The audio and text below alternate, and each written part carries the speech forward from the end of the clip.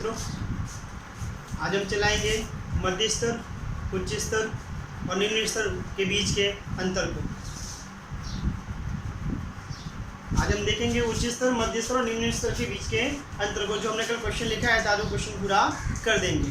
जो इस प्रकार से है, जो बोर्ड पे मैंने लिखा हुआ है, जो आपको समझना है मेरे साथ में। उच्च स्तर, मध्य स्तर, निम्न स्तर। मुद्दे तो इस प्रकार से दिए हुए हैं 1 से 7 तक, जो बोर्ड पे दिए हैं उस आधार पर हम चलाएंगे आराम से। हमें सीखना है, आप आराम से याद कर सकते हो। तो पहले मुद्दे याद कर लीजिए। संचालन और प्रबंध, समावेश, अधिकार और दायित्व, संख्या, योग्यता, लक्ष्य और नीति निर्माण, उत्तरदायित्व। ये मुद्दे हमें अच्छे से याद होंगे तो इनके बारे में हम अंतर में आराम से लिख पाएंगे। फिर से देखेंगे हम एक और मुद्दे। संचालन और प्रबंध, समावेश, अधिकार और दायित्व, संख्या, योग्यता, लक्ष्य और नीति निर्माण, उत्तरदायित्व। तो हम पहला मुद्दा देखते हैं, संचालन और प्रबंध। उच्च स्तर में संचालन का प्रमाण अधिक और प्रबंध कम होता है। उच्च स्तर में संचालन का प्रमाण अधिक और प्रबंध कम होता है। मध्य स्तर में संचालन का प्रमाण कम और प्रबंध का प्रमाण अधिक होता है। मध्य स्तर में संचालन का प्रमाण कम और प्रबंध का प्रमाण अधिक होता है। निम्न स्तर में संचालन का प्रमाण बहुत ही कम और प्रबंध का प्रमाण सबसे अधिक होता है। फिर से देखेंगे एक बार। उच्च स्तर में संचालन का प्रमाण अधिक, प्रबंध का प्रमाण कम। मध्य स्तर में संचालन का प्रमाण कम, प्रबंध का प्रमाण अधिक होता है। और निम्न स्तर में संचालन का प्रमाण बहुत ही कम और प्रबंध का प्रमाण सबसे अधिक होता है। दूसरा मुद्दा है हमारा समावेश। उच्च स्तर में नीति निर्माण के लिए संचालन मंडल और जनरल मैनेजर का समावेश होता है। मध्य स्तर में विभाग के विभागीय अधिकारी और अपने अपने क्षेत्र के विशेषज्ञ अधिकारियों का समावेश होता है।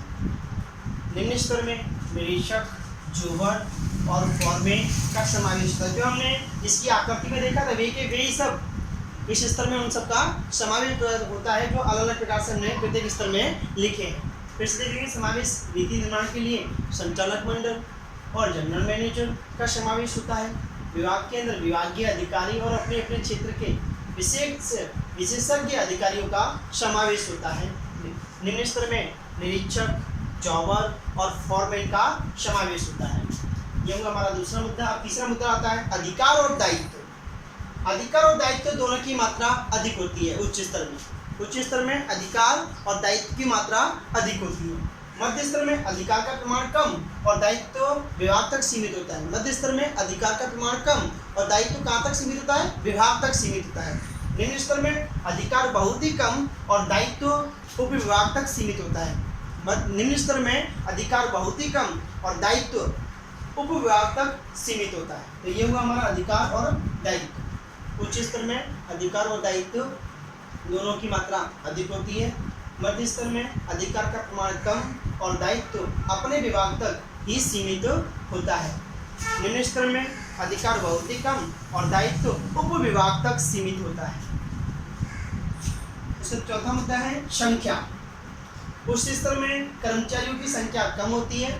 मध्य स्तर में उच्च स्तर की तुलना में मध्य स्तर में कर्मचारियों की संख्या थोड़ी अधिक होती है। निम्न स्तर में उच्च स्तर और मध्य स्तर दोनों की तुलना में कर्मचारियों की संख्या सबसे अधिक होती है। उच्च स्तर में कर्मचारी और अधिकारी की संख्या कम होती है। मध्य स्तर में उच्च स्तर की तुलना में कर्मचारियों की संख्या थोड़ी अधिक होती है। निम्न स्तर में मध्य स्तर, उच्च स्तर दोनों की तुलना में कर्मचारियों की संख्या सबसे अधिक होती है। पांचवा मुद्दा हमारा योग्यता। उच्च स्तर के लिए सर्वग्राही कुशलता की आवश्यकता होती है। उच्च स्तर में के लिए सर्वग्राही कुशलता की आवश्यकता होती है। मध्य स्तर में विशिष्ट ज्ञान की आवश्यकता होती है। निम्न स्तर में मात्र अपने विभाग और उप विभाग तक सीमित ज्ञान की आवश्यकता होती है। उच्च स्तर में सर्वग्राही कुशलता की आवश्यकता होती है। मध्य स्तर में विशिष्ट ज्ञान की आवश्यकता होती है। निम्न स्तर में अपने विभाग और उप विभाग तक सीमित ज्ञान की आवश्यकता होती है। हमारा अगला मुद्दा है लक्ष्य और नीति निर्माण। इस स्तर द्वारा कंपनी के मूलभूत लक्ष्य और नीति का निर्माण होता है। उच्च स्तर द्वारा कंपनी के मूलभूत लक्ष्य और नीति का निर्माण होता है। मध्य स्तर में इस स्तर द्वारा उच्च स्तर निर्मित नीति और लक्ष्य का अमल होता है। मध्य स्तर में क्या होता है कि उच्च स्तर में नीति और निर्माण किया गया है उनका अमल करने का कार्य होता है।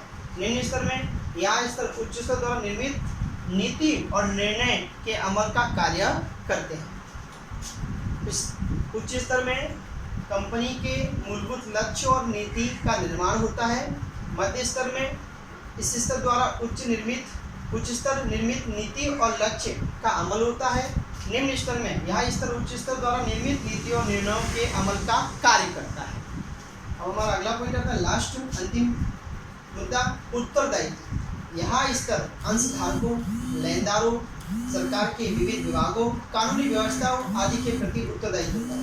उच्च स्तर अधिकारों, अंशधारकों, लेनदारों, सरकार के विविध विभागों, कानूनी व्यवस्थाओं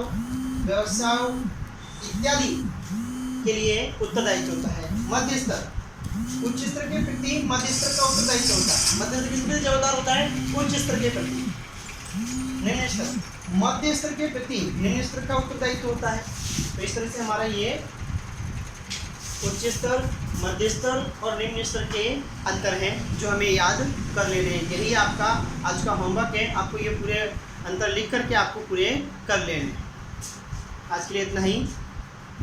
नेक्स्ट टॉपिक अपने अगले बार लेक्चर में चलाएंगे। नमस्ते।